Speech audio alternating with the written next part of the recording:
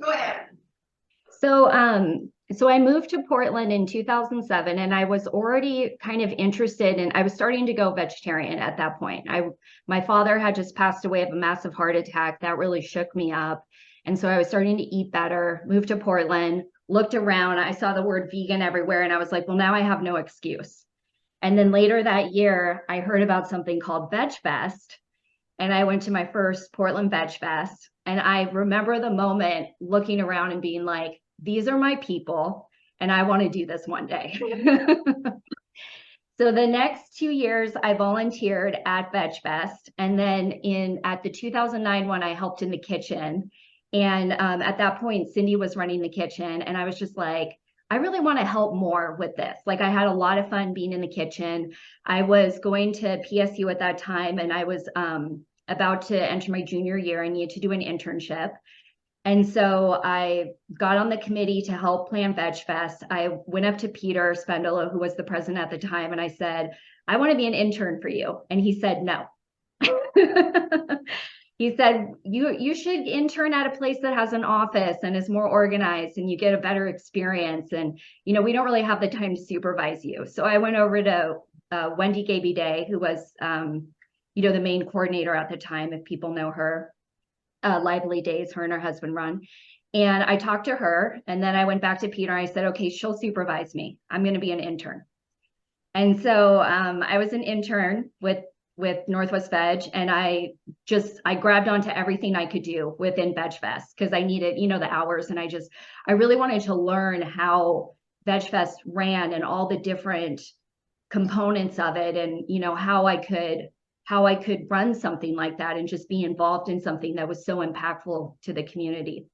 So that was, or maybe that was 2009. I can't remember if that was 2009 or 2010. So then after that, finished up my internship, I was asked to be on the board.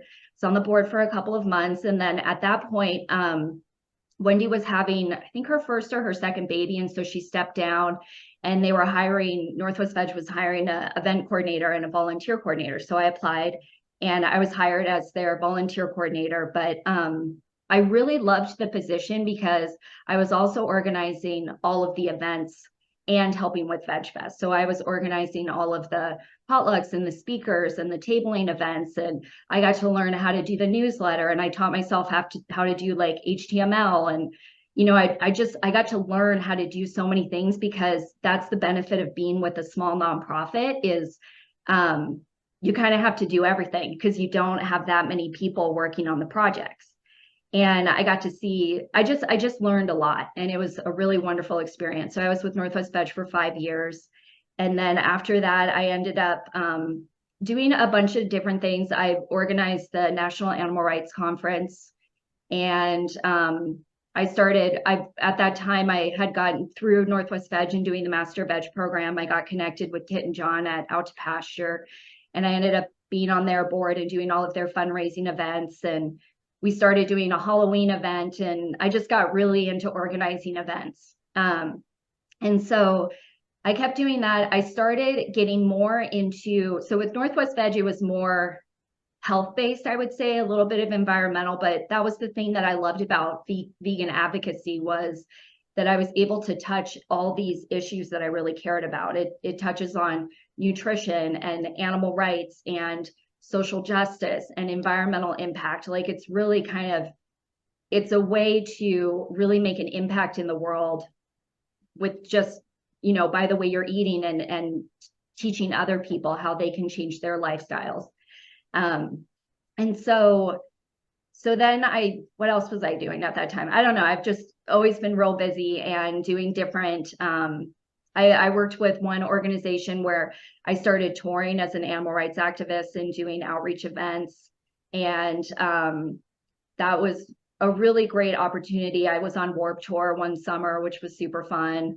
So just kind of saw where things took me.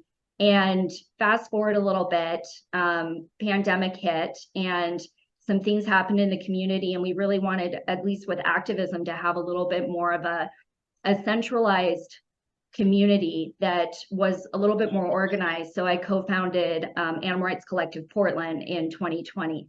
Now we've got Peter is joining us. And with that, I started getting more into animal rights and understanding that. And with the meetings that we had, I started organizing monthly meetings with Animal Rights Collective. But before that, 2 years prior, so in 2018, I had started organizing community events just for people that were interested in animal rights, and for the different groups to come together and they could talk about what events were coming up or what campaigns were happening. And it just ended up being a really wonderful opportunity for people to not only communicate, but support one another. And I find that that ends up being something that's missing, not only in our movement, but in other movements. We often have a lot of groups and people that are working on the exact same thing, kind of parallel. And if we were to communicate more and work together and join forces, we could be that much stronger and we could get that much more accomplished. So we started having monthly speakers, and now within ARC-PDX, we went to doing it every other month. So last time we had Brian from Humane Voters Oregon spoke, and the calls are always virtual like this, which is really nice. We have a lot of people that actually join that are not in Portland. Maybe they're just interested in the talk subject, or they're moving to Portland and they want to get connected into the activism community ahead of time, which is really cool. And so Brian, the last one, he talked about legislation, and that's kind of where my activism has shifted. Not only do I still love doing events, but the thing about being an activist, which I'm sure a lot of you can understand, and just being in this movement in general, is it can be very overwhelming. When we are compassionate souls and we're empathetic, we see everything, and that can be a lot to handle. And when you're an activist, for me, I just feel like there's an endless amount of work. Like I could be doing, like right now with the legislative session, like I'm going through all these different bills and seeing these other bills. And I was like, I wish I had time to do that and that and the other thing. And that kind of brings me back to figuring out a way to, sorry, did somebody have a question? No, okay, sorry. Figuring out a way to kind of focus yourself in a way that is going to be the most effective. So one thing is, when I took the Master Veg program, I forget who spoke, but they were talking about the amount of animals that were killed every year. And by far, it's animals that are in farms. 99% of animals that are killed every year come from factory farms and farming situations. And so that's where the bulk of my advocacy goes. But I do still do advocacy work for the elephants at the zoo and the primates at, or the monkeys that are at the primate facility in Hillsborough. But trying to stay focused on what I'm doing and trying to have a balance is the biggest thing, because I see a lot of turnover in our community, especially when it comes to activists. We have a lot of people that get really excited. They want to do everything. They want to join everything. They want to be at every event. And then they often get burnt out within, I would say, 6 months to a year and a half. And I always want people to kind of take it slow and to really think about what's going to be most effective, not only for what your cause is, but for yourself.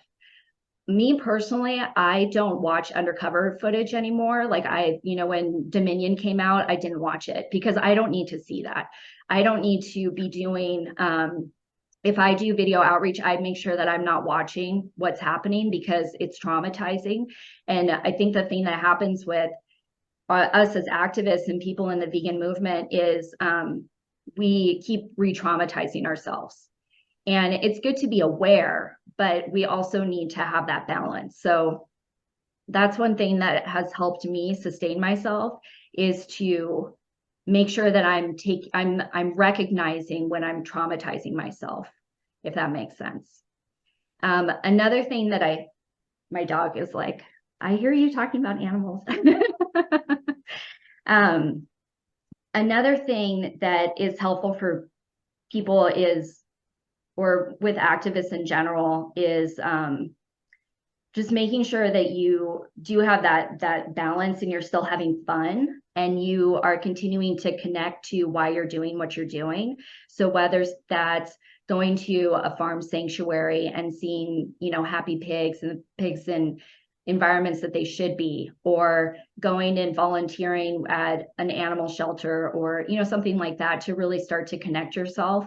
I think it's also really important to have community connection. That's why it's wonderful that Northwest VEG has these potlucks every month, is so we can be around people and remember that there's good people out there that are doing great work and that care. Because I think the pandemic was especially difficult just because people were already a little nasty online, and it just kind of opened up, a lot going on. And so it can be hard to be at home and on your computer and seeing all this stuff. And that's another thing that I recently started, was the vegan night market. I don't know if anybody's been to that, but we started it last August and had 4 last year. And that's been a really wonderful thing. And I've seen a change in our community since then, just because people are able to go and really get recharged and remember that and be around. And that's what Veg Fest does too. So I'm really hoping that either Veg Fest comes back, or we can partner together and create something even better. And just help people feel more connected to the community. So those are my big tips when it comes to activism. Going back to legislation, I definitely want to talk about that, because we are in the midst of the lawn session for the legislature. How many people know what the legislature is and how it works? Not many. A couple. Yeah. Okay. So the Oregon legislature, they have a long session one year and then a short session the next year. We're currently in the long session. There's a lot of bills that have been introduced. They go to the House and then the Senate, and then they're approved by the governor. And we have a lot of animal specific bills. I would say this is one of the most busy years that I've seen when it comes to bills that are being introduced to help animals and also the environment. I was going to go over a couple of bills that maybe people have heard of. Was anybody here when people from Compassionate PDX came and spoke to you? Maybe they talked about the fur bill. Yes. Okay, great. So the fur bill, that was HB 3314. Unfortunately, sorry, that one's wrong, 3390. That one was supposed to have a hearing today, actually, and it was dropped, unfortunately, but there's just a little bit of verbiage that needs to be changed, and then it's going to be reintroduced in the short session, and it has a high likelihood of making it through, even though bills like that tend to not be in the short session. So that's really good news. It actually had nothing to do with, there was a lot of support for the bill. There was a lot of great things happening with the bill, but I think there was just too many bills that were happening in the legislature. So they ended up dropping a bunch of bills that day, which is a bummer, but it'll come back and it'll be stronger. Same with, there was a bill that would have made it prohibited the use of wild and exotic animals in traveling acts.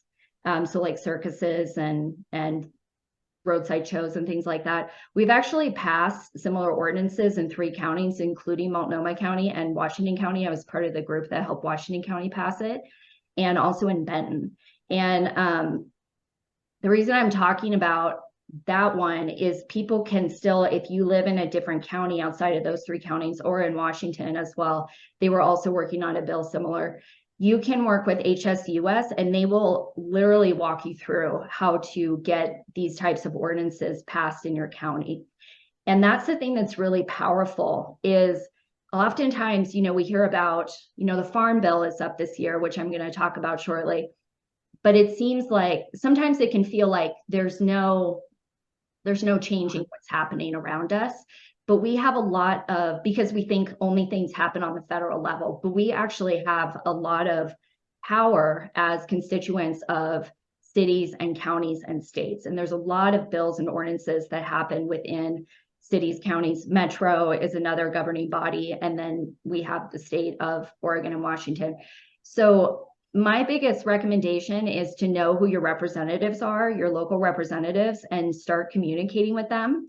I've actually sat down and had coffee with my commissioners and my representatives before on different bills. And then I even had the phone numbers to some of them. And so I could text them about certain things. That's not common, but, but being able to have somewhat of a relationship, so they recognize you and they understand, so you can say, hey, there's this great bill, what do you think about sponsoring it, or what do you think about co-sponsoring it? And you don't even have to be the main person. If you can get on email lists with, Kelly Peterman is the Oregon director of HSUS. You can get on her email list, or you can find out who the Washington director is. And we're getting on email lists like Food and Water Watch that are working on the factory farm moratorium, or Humane Oregon Voters, and finding out if there's something similar in Washington. Once you start learning about these bills, then you can start reaching out to your representatives and say, hey, have you heard about this? It would be wonderful if you supported it. If you have any questions, let me know. It's amazing how representatives, they really do want to hear from their constituents, because they don't hear from them very often. Even with the factory farm moratorium, we have, I don't even know how many million, I know there's like over 2 million people in the Portland metro area. I'm not sure how many million people are in Oregon. Only 600 people gave written testimony when it was a House bill. So it's important for us to be more aware and be more active, especially when it comes to legislation, because individual change is wonderful, but it's not always the most impactful. If we have legislative change that, like SB 85-1, which is the moratorium, that would prohibit any new factory farms from coming in Oregon, or any existing ones to expand. That's going to save way more animals than us going and passing out literature or talking to people one-on-one. So I'm really encouraging a lot of people to look more into legislation, to follow what's happening in, I know a lot of you live in Washington. Washington legislature is happening right now. You can literally go on oregonlegislature.gov and you can look at the different committees and click on them, and it'll give you a little blurb of what the bills are that they're working on. And then you can click on the bill. You can give, if there's a hearing coming up, that means that you can give, sorry if you heard that.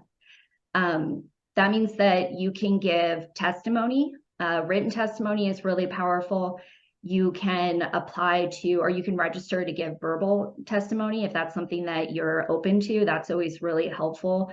And then, so how it works in the legislature is a bill is introduced, and then it has a hearing, and that's when the public can come in and say, their thoughts on it.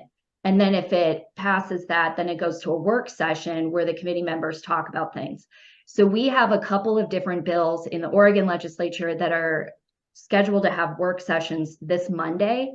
So I really encourage people to go to, or if you have anything to write down, or I could maybe send this to John to give out later. There's a couple of really important bills that are happening on Monday. So SB 85-1, we want to make sure that -1 is happening, the original bill. There's an amendment that's -3, and that would only apply to chicken farms and only for 2 years. There's HB 3213, that would be prohibiting manufacturers from selling or offering to sell cosmetics that use animal testing. That would be huge to pass. And then there's SB 543, which would ban styrofoam and essentially microplastics in Oregon. That would be huge if those passed. With work sessions, it's really encouraged to send individual emails to all of the committee members, because they're getting all these emails from the opposing side. So if you can take, a couple of minutes and again, just go to Oregon legislature. And with all of these, you don't necessarily have to be an Oregon resident. And that goes with submitting testimony, giving testimony, verbal testimony, or sending an email to a legislature. You can just say that you're a concerned citizen, or you are part of a group like Northwest VEG or Animal Rights Collective or HSUS or Food and Water Watch. And you're concerned and you want to make sure that this is passed and supported, because the opposing side is doing that. They're bringing in a lot of outside people to try and kill a lot of these bills. And so we might as well do it too, for lack of, better words. So that's what's happening in the legislature right now.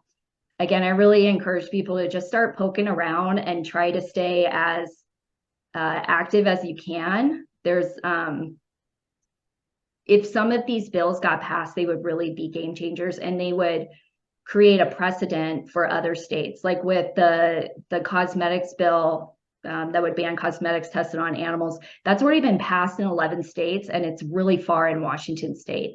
So if we were able to pass like a factory farm moratorium in Oregon, that would set a precedent for other states. And then that would lead to maybe federal legislation and more impact on things like the Farm Bill. Does anybody have any questions about the legislature or the process or anything, or any of the bills that I mentioned? Okay, I hope I'm not boring you guys. I feel like I'm just gonna be, I sent a email to John earlier, and I was like, I don't want to just be rattling things off and, you know, overwhelm people with all these different numbered bills and things. Is anybody familiar with the Farm Bill? Or it's called the Food Bill sometimes. In Oregon? So that is a federal bill that happens every 5 years. And it is the bill that determines how all of the money is spent on subsidies and bailouts for animal agriculture, how nutrition programs are written and funded. So the bill is up right now, 2023, and there's actually, if people go to Agriculture Fairness Alliance, they are a vegan lobbying group that is doing a lot of work right now. I'm just like, I need paper. If you go to their Facebook, actually, they have a bunch of links, and there's a deadline tomorrow. The deadline was going to be a month from now for you know, United States residents to send in their testimony saying that they want this, how they want the bill to be formed this year. And that deadline is actually tomorrow now. So what Agriculture Fairness Alliance has done is they've made it really super easy for people. They've got all the links. I think it's their like maybe second to last post on Facebook, and all the links are there. So they have a fact sheet and a walkthrough of how to reach out to the Senate committee that is working on it, and also the House committee. And it literally is like, you click here, this is what you're going to want to write. Always change a little bit, because there are bots now if you copy and paste things.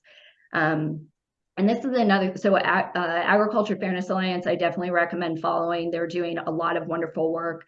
Rancher Advocacy Program is run by Rowdy Girl Sanctuary, Renee with Rowdy Girl. And she was one of the first groups to help farmers transition away from raising animals. So she's got amazing stories of former chicken farmers that are now growing mushrooms in these big chicken, you know, former chicken sheds. And she is also working with AFA to lobby and create new bills. There's also Eloisa with Chilies on Wheels. There was just a new bill introduced with Gene Bauer from Farm Sanctuary was involved in it. And it's basically a counter bill to the Farm Bill. And all of these groups, what they're working on is reorganizing how the subsidies work. Does anybody know or familiar with subsidies, or maybe I should say not familiar with subsidies and how that works? Everybody kind of understands? Okay, great.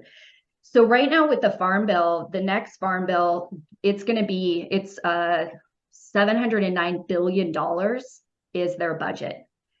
And a lot of that goes to nutrition, but a vast amount of that goes to agriculture. Only 4% of the money that goes to agriculture goes to fruits and vegetables.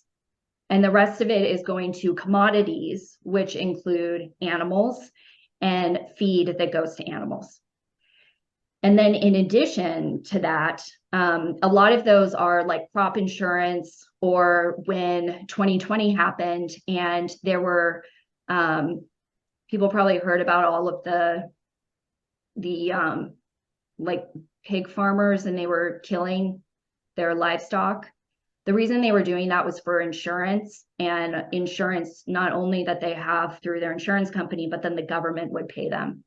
And that's the thing with the Farm Bill and how it's written right now and structured is, even though we have people are eating less animals, more animals are being killed than ever before. And that's because it's good money for them.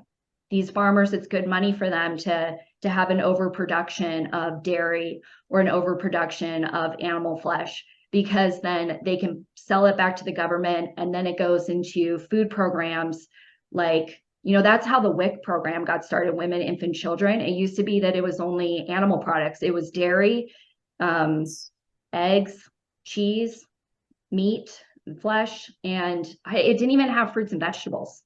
You know, a lot of these, the government subsidized food programs were originally created to help animal agriculture.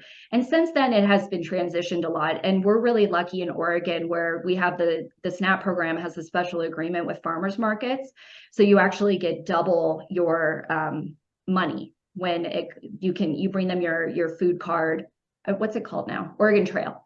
You bring your card, and then you get, instead of $20 worth of produce, you get $40, and you can buy like vegetable starts and stuff like that. That should be federal. That could be federal if the Farm Bill wrote that in. So I really encourage people to just take an interest and start Googling things and starting to find out what the food bill does and everything that it encompasses. And really, if you can tonight after this talk, check out AFA, Agriculture Fairness Alliance, and go through those prompts and get your voice into these committees that are creating this bill that is going to last not only 5 years, but some of these programs last 10 or 15. And with the rate that climate change is going, we don't have time anymore. There was a recent study, the synthesis, the sixth installment of the last IPCC report just came out in April. Is everybody familiar with the IPCC? They're a group of scientists that are supposed to be non-governmental and basically like a non-biased group of the top climate scientists in the world come together and write this report. In the report, they said that as we're going now, we're going to hit beyond, actually I have some things written down that I want to make sure that I say all of this correctly. So there's been a lot of talk over the last several years. Oh, sorry.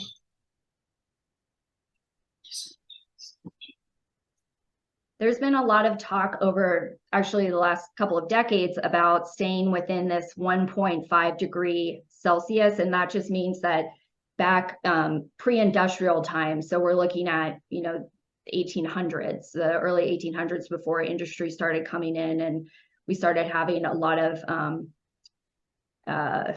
emissions from industry, and then animal agriculture came in and cars and all of that. The goal is to stay within that 1.5 degree limit. We're currently at a 1.1 degree. And if we keep going, we're going to hit 2 degrees within the next, I think it was like 40 or 80 years, which is really terrifying. And again, hearing this stuff can be really hard to take in and hear. But then if you get into legislative work and things like the Farm Bill, that has the power to change things, because in the IPCC report, they talked about cutting methane is the most important thing that we can do to slow down what is happening with the climate right now. There's methane is 80 times more warming than CO2. And so if we can get bills passed like the factory farm moratorium in Oregon and rewrite the Farm Bill so that subsidies are given to fruits and vegetables instead of animal production, that will drastically slow down what's happening right now. And this needs to be, of course, worldwide, but a lot of countries look at what happens with the Farm Bill, and the Farm Bill also includes trade. And so it impacts countries all around the world. So let's see, what else did I want to say about that? There was, the 2 degrees Celsius warming, that was by 2100. So with that, I recently co-founded a new international movement called the Vegan Earth Day March, which will be on April 22nd, which is Earth Day. I'm sure people have been to Earth Day events and find it quite frustrating, or environmental events, that there is a lack of conversation about veganism. Even some, or a lot of environmental groups do not include talking about plant-based diets. And I don't know if people saw, but there was a document that was leaked about the IPCC, and they're supposed to be, like I said, non-governmental and completely non-biased. They came out with their initial report, and there was a number of animal agriculture groups from around the world, but mainly in the US, that found out that they were going to recommend people transition to a plant-based diet, and they got that removed, which is really terrible. But that is not surprising. I'm sure, have people seen the movie Cowspiracy? Came out probably, I don't know, 5-6 years ago at this point. It's on Netflix. I highly recommend it. It's a great film. It's done by the same people that did Seaspiracy and What the Health. And it talks specifically about how the environmental movement has shifted and not included veganism, which is the biggest thing we can do. Eating vegan, it's the biggest thing that we can do to help the environment. So last year I met this wonderful woman. Her name's Serena Farb. She goes by Born Vegan because she was actually born vegan, which is so cool. She's a scientist. She was a biology teacher, and now she's a professional vegan educator, and she tours around and educates people about the environment and vegan advocacy. And we co-founded the International Vegan Earth Day March. And so the reason that we did that is we wanted to not only empower individuals to learn more about what's currently happening in the climate and things that they can personally do, but to really educate individuals on how they can make a difference on a legislative level, and also how to pressure not only governments, but industries. There's a lot of, industries like, even, here in the metro area, like, if Nike campus were to go all vegan, that would be huge. If some of these businesses or schools, don't even get me started on schools and the school lunch program, if we could get schools to go more plant-based, or to stop having a mandatory milk distribution where you have to get a note from a doctor in order to to have a plant-based option for your child. I mean, that's wrong on so many levels. Yeah, we'll skip all of that because everybody understands. But if we can all be more well educated ourselves and feel more empowered to make these changes, then we're going to be able to put a lot of pressure, and then things like the Farm Bill will have to change, because we're here saying we need it to change, we want it to change, you have to change it. So this is an international movement. Right now we have close to 40 cities that are participating, which is very, very exciting for being a first year that we've been working on this. And we just started this back in November, December. We're partnered with Animal Save Movement. And what Animal Save Movement has really started focusing on is they started something called the Plant-Based Treaty. And they just revived it. And now it's the Plant-Based Treaty 1.5. Kind of a play on the 1.5 degrees Celsius that I was talking about earlier. But their whole movement is empowering people to get their local government and local institutions and schools to sign on with the plant-based treaty, and then educate them how to transition to more eco-friendly ways of, how they distribute their food and other things that they do within their businesses.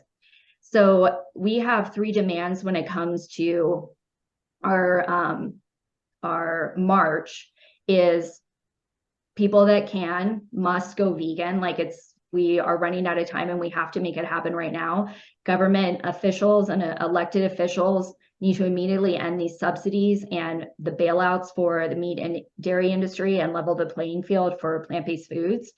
And environmental groups, governments, and NGOs need to endorse the plant-based treaty. So locally here in Portland, we're going to be doing a rally/festival instead of a march. It's actually, the reason we're doing that is we're partnering with the Beaverton Farmers Market. And the Beaverton Farmers Market has, at this time of year, they have at least 10,000 people come. And so that way, instead of doing a march downtown, where there honestly aren't that many people anymore, and it would only attract mainly vegans, we're going to be in a space where the majority of the attendees at the Beaverton Farmers Market are not vegan. It's going to be on Earth Day. People are going to understand what Earth Day is. We're going to have different tables out and speakers to really help people understand, again, how they can make a true impact in what's happening with climate change. Another thing that's different about our march is even though we are vegan, we're encouraging partnerships with other groups that are not vegan, as long as their messaging and everything is vegan. We're really trying to bridge that gap that there seems to be within the environmental movement. And a lot of times the second that you talk about veganism, people, they start talking about regenerative farming, and there's just a lot of misinformation out there. And that misinformation is on purpose because opposing sides often want to confuse people, and then people will just be like, oh, it's too much to even think about. And so we're trying to bridge that gap. And really, again, like I was talking about before, something that's really important to me is creating community where people can come, they can learn, they can feel empowered. So I'm really excited about that. I hope you'll all come. It's probably going to start around 9 a.m. The farmers market opens at 8:30, but we need to have a little bit of an overlap for the load-in, and then that'll go until 1:30. It's Saturday, April 22nd. We're also partnering with Unchained TV, so you should be able to watch it virtually if you can't make it in person.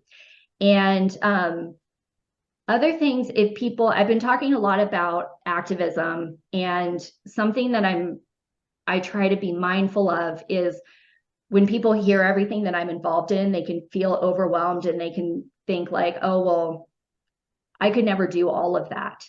And so I really want people to understand that every little bit you can do makes a difference, whether it's setting aside an hour a week to right now go through the legislature and see what bills are happening and get on some email lists and copy and paste some key points and send in some emails.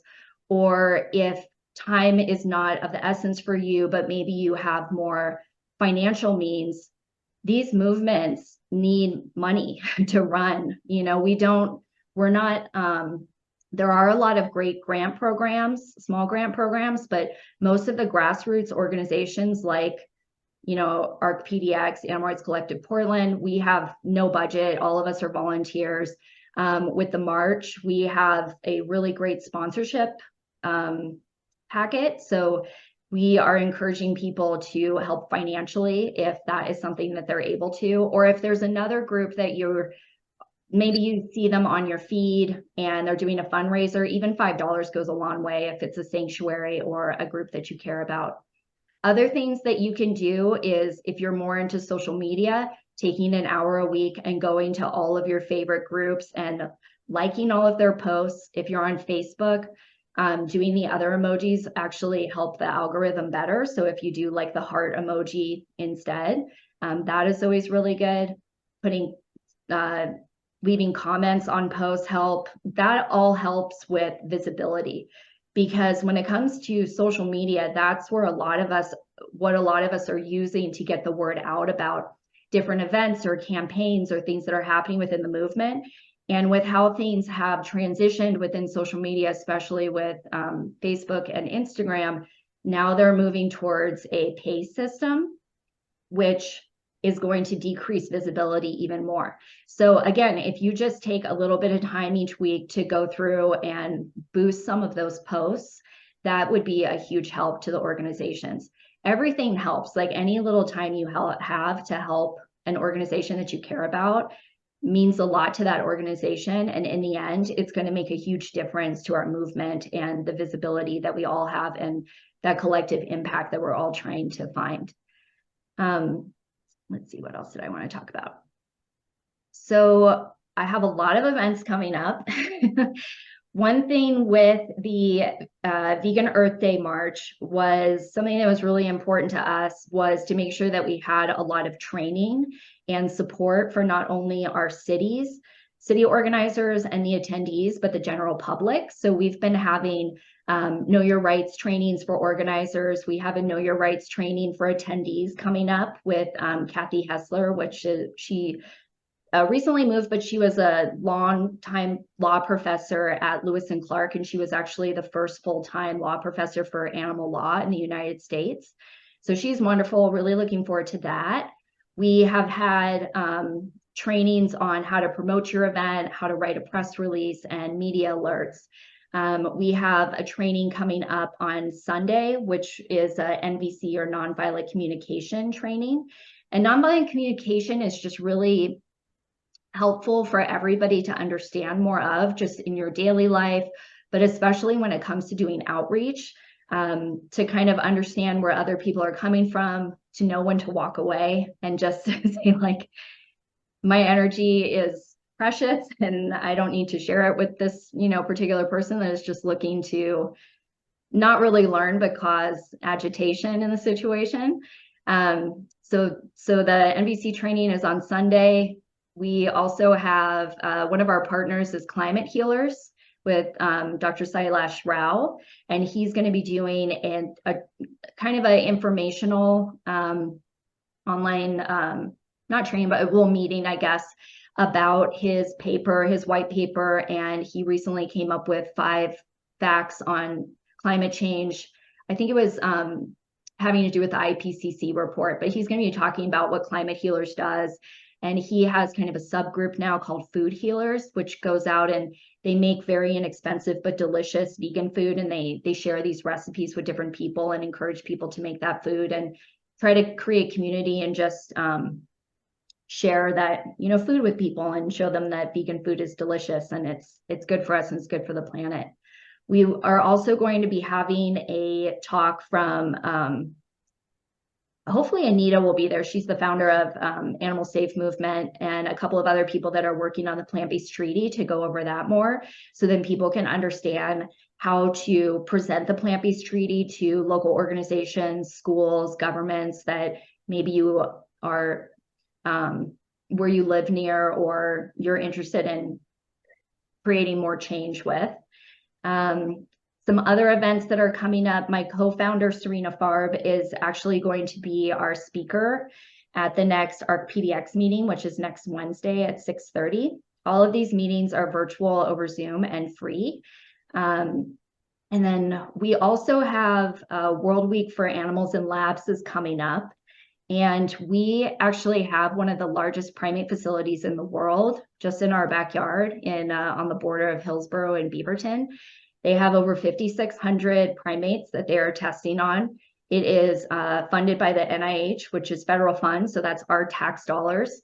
And animal testing is incredibly wasteful when it comes to the lives of these animals. It's torturing these animals for really no reason when it comes down to it, because over 95% of animal testing does not translate to humans. So, but they need to continue to do the testing because that is often attached to the grants that they're getting, or it's required. Something really exciting that happened last year, just a side note, the FDA Modernization Act passed. And when that passed, that took away the precedent of needing animal testing, which that precedent had been around for 80 years. It took away the need or the requirement for animal testing for products to be FDA approved. And now there is a new bill happening specifically on research. It's the Research Modernization Act. So that's going to be happening pretty soon. There's going to be more information coming out about that. Again, paying attention to legislation and getting those big bills passed, because then that is going to create huge change. So the World Week for Animals in Labs is, that's the day after Earth Day. So that's Sunday, the 23rd through the 29th. On the 28th, PETA is actually doing a really big tour to the 7 different primate facilities around the country. It's called the Without Consent Tour. They're going to be in Seattle before us, and they're coming down a day early. And so on the 28th, we're going to do a really big action, hopefully have, a small press conference at Pioneer Square with Representative Gomberg. I want to say he's the one who introduced the primate facility legislation that's currently that is also has a work session on Monday. So hopefully he'll be able to speak, and then we'll have some other people talking about the history of what's happening with or what has happened at OHSU. And then, so that's going to be an all-day event. We're going to be doing outreach in the evening. There's going to be another, there's going to be outreach all day, but we're going to have like 2 main events around lunchtime and then one after people get done with work. So then it's more accessible. And then the following day, Jake Conroy is coming down. Jake Conroy, he goes by the Cranky Vegan. If you don't follow him, I really recommend it. He has a great YouTube channel. You can follow him on Instagram as well. He was part of the Shack 7 that they basically did a huge pressure campaign against one of the biggest animal testing facilities in the country. And they did really amazing work. He also has a documentary called The Animal People that I highly recommend. I think it's on Amazon Prime for a couple of dollars. So anyways, he's coming down on that Saturday, the 29th, and he's going to be talking about the animal rights movement, the history of it, and also what we can learn from the history and how we can change things. And he's really into pressure campaigns and collectively working together. He talks a lot about like how fur has gotten a lot of traction in the last couple of years because all these groups band together and put so much pressure on the fur industry. And so there was a time where it felt like every week another brand was dropping fur, which is really exciting. Like, what's the jacket that's from Canada that has the fur? They even got rid of fur. That was a huge, I mean, now we're working on down, but that was a huge victory. So those are coming up, and I definitely encourage people to follow Animal Rights Collective Portland for more events. You can follow me, Veggies Do It Better, on Facebook and Instagram. And then keep an eye out you can also follow Vegan Earth Day March, and keep an eye out for more information on the festival that we'll be having at Beaverton Farmers Market. I'm probably going to get that event page up tomorrow. I literally just heard from them today, the final okay. So things take a long time in the event coordinating world. Yeah, are there any questions? Yeah, Chelsea. Is there some place we could get all these resources links where we could, or at least a list of them that you listed tonight? That maybe. If people want to email me, chelsea.davis@gmail.com, or you can reach out on any of on Animal Rights Collective Portland, or Veggies Do It Better, or Vegan Earth Day March. I run all of those accounts. I will make sure to get all of that information to you. I'll basically just copy and paste all of my notes. But if you also, I can send you a list of all of the different bills that I was talking about. And if you just Google them, like SB 85 Oregon, it's going to show up. And then you can go, actually, I'll just share my screen real quick because we've got like another 10 minutes so I can show you how this works. You can see how many tabs I generally have. Whoops. Okay. Now why won't it let me? Hold on. I gotta get this big first.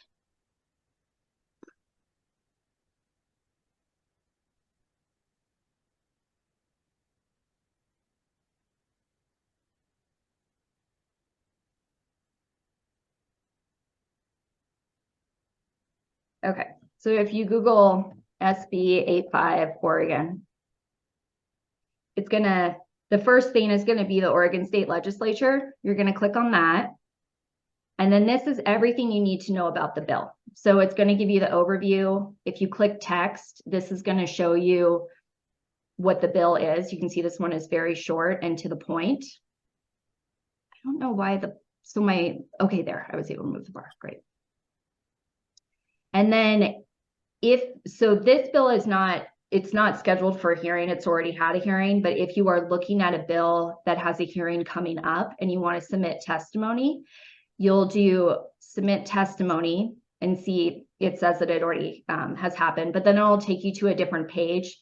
And then you just say if you're supporting or opposing the bill, you put in your information, and then you can either load a PDF or you can put in your written statement. I usually like to say, hi, my name is, I'm a part of this organization and I support, SB 85 because. And again, if you get on mailing lists of the groups that are behind these bills, so like SB 85 was written by Food and Water Watch Oregon, then they will send out, they even had a call tonight that was talking about the progress that's being made on it and updates. And in their emails, they'll include talking points, and some of them will even have it all written out, especially the ones with work sessions coming up. So then it emails it for you.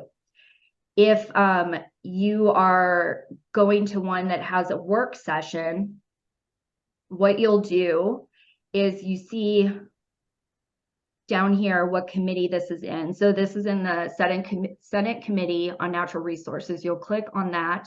This is going to take you to a list of all of the representatives that are in that committee. And then if you click on each of their names, it's going to take you to their page, and here's their email address.